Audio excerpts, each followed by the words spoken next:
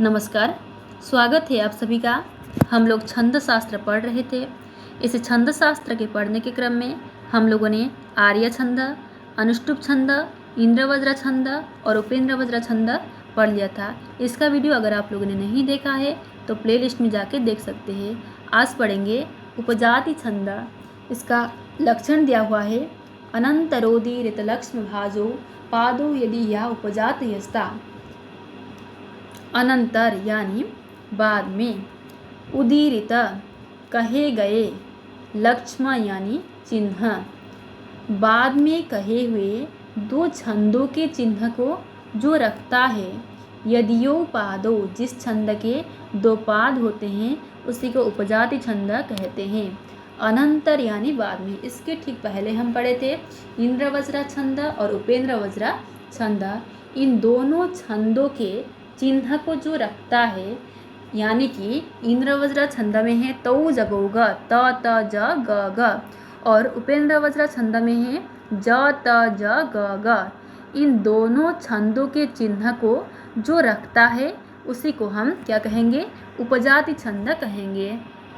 यानी कि इन दोनों छंदों के मिश्रण को ही हम उपजाति छंद कहेंगे। जहाँ जिस श्लोक में इन दोनों छंदों का मिश्रण है, इंद्रवज्र छंद और उपेंद्रवज्र छंद का मिश्रण है, उसी को हम उपजाति छंद कहेंगे। जैसे कोई एक श्लोक है, उसमें 4 पाद है। इन चारों पादों में कभी पहला पाद जो है यह इंद्रवज्र छंद का हो सकता है और बाकी तीनों उपेंद्रवज्र के हो सकते हैं। कभी पहला और दूसरा इंद्रवज्र का और तीसरा और चौथा उपेंद्रवज्र के हो सकते हैं। कभी पहला, दूसरा और तीसरा इंद्रवज्र का और चौथा पाद उपेंद्रवज्र का हो सकता है। कभी पहला पाद इंद्रवज्र का, दूसरा पाद उपेंद्रवज्र का, तीसरा पाद इंद्रवज्र का और चौथा पाद उपेंद्रवज्र का। इस तरह से भी हो सकता है। यानी कि दोनों का जहाँ मिश्रण है उसी को हम उपजाति छंद कहेंगे। इसको किस तरह से पढ़ा जाता है एक बार देखेंगे। अनंतरोदीरित लक्ष्म भाजो पादो यदीया उपजातयस्ता अस्त्युत्तरस्यां दिशि देवतात्मा हिमालयो नाम नगाधिराजः पूर्वापरोतो यनिधि बगाह्य स्थितः पृथिव्या इव मानदंडः। अब इसमें देखेंगे पहला पाद जो है अस्तुत्तरस्यां दिशि देवतात्मा, यहाँ तक इंद्रवज्र छंद है। और फिर हिमालयो नाम नगाधिराजः, यहाँ ये जो दूसरा पाद है इसमें उपेंद्रवज्र छंद है। फिर पूर्वापरोतो यनिधि बगाह्य, यहाँ इंद्रवज्र छंद है। और फिर स्थितः पृथिव्या इव मानदंड, यहाँ उपेंद्रवज्र छंद है। तो इसको देखते हैं एक बार। अस्त्युत्तरस्यां दिशि देवतात्मा, अस्त्युत्त, अ जो है इसमें गुरु होता है और स्त्यु में गुरु है और त में लघु है जो कि त गण है। इंद्रवज्र छंद में था तौ जगोग त त ज ग ग, तो पहला जो है त गण ये हमको मिल गया है। अस्त्युत्त इसमें त गण है। इसके बाद रस्याम दी, र जो है इसमें गुरु है क्योंकि उसके बाद वाला वर्ण संयुक्त है। श्याम में गुरु है और दी में लघु है जो कि त गण है। तो जो था त गण हम लोगों को मिल गया है। इसके बाद है श्रीदेव, श्रीदेव, शी में लघु है, दे में गुरु है और ब में लघु है जो कि ज गण। इसके बाद बचा तात्मा, ता में गुरु है और तात्मा उसमें भी गुरु है, यानी कि दोनों ग गण भी मिल गए हैं। तो त त ज ग ग ये प्रथम पाद में हम लोगों को मिल गया है जो कि इंद्रवज्र छंद का है। फिर दूसरे पाद में देखते हैं, यह उपेंद्रवज्र छंद का है। हिमालयो नाम नगाधिराजा, हिमाल, हिमाल में ही में लघु है, मा में गुरु है, ल में लघु है जो कि ज गण, हिमाल। उसके बाद यो नाम, यो में गुरु है, ना में गुरु है, म में लघु है जो कि त गण।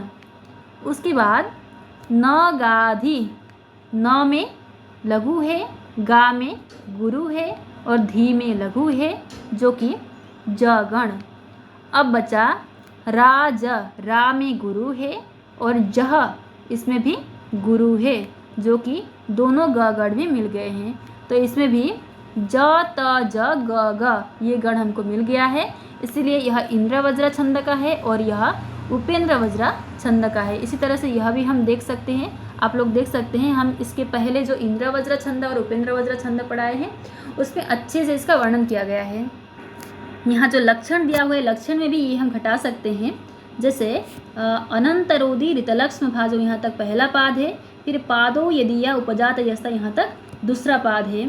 तो पहला वर्ण अगर लघु है तो वह उपेंद्र वज्र छंद का होता है और पहला वर्ण अगर गुरु है तो वह इंद्र वज्र छंद का होता है।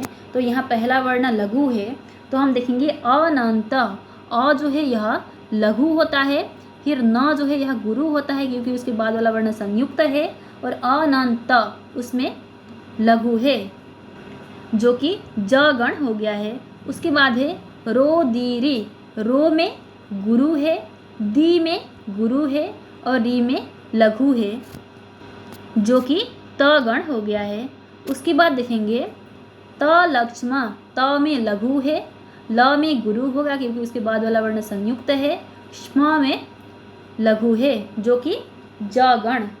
उसके बाद बचा भाजो, भा में गुरु है और जो में गुरु है, दो ग गण भी हम लोग को मिल गया है। तो इसमें ज त ज ग ग ये गण मिल गया है। तो यह उपेंद्र वज्र छंद का है। फिर यह है इंद्र वज्र छंद का, इसमें है पा दो य, पा में गुरु है, दो में गुरु है, य में लघु है जो कि त गण का हो गया है। उसके बाद दी या वो, दी जो है यह गुरु है, या जो है यह गुरु है और वो जो है यह लघु है जो कि त गण, दूसरा त गण भी मिल गया है। उसके बाद बचा प जात, प जो है यह लघु है, जा गुरु है, त लघु है जो कि ज गण।